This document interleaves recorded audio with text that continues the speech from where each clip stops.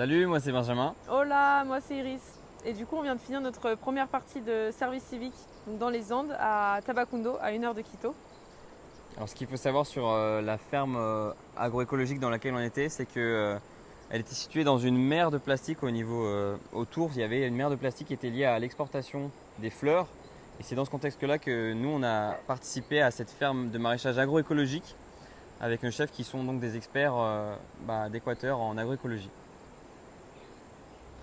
Donc nous, dans cette ferme, on a essentiellement travaillé avec de nombreux légumes, avec plein d'espèces diversifiées, donc notamment avec les poireaux, avec les choux, avec les... Des carottes, des tomates. Et ces légumes, bien sûr, ils étaient agencés différemment entre eux. Enfin, c'était des associations qui tournaient dans le temps.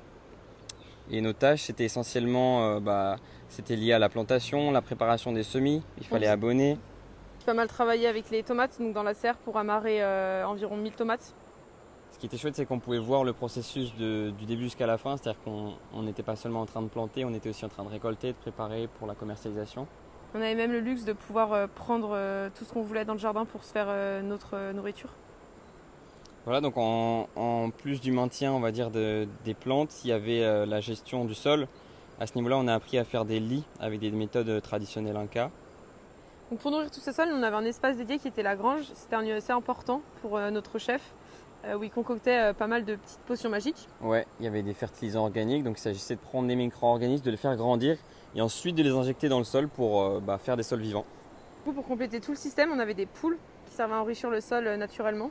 On pouvait déplacer les cages. Et des fois, elles s'échappaient. Donc, ce qui était chouette, c'était qu'on participait aussi à l'accueil du public pour influencer les agriculteurs à changer de pratique.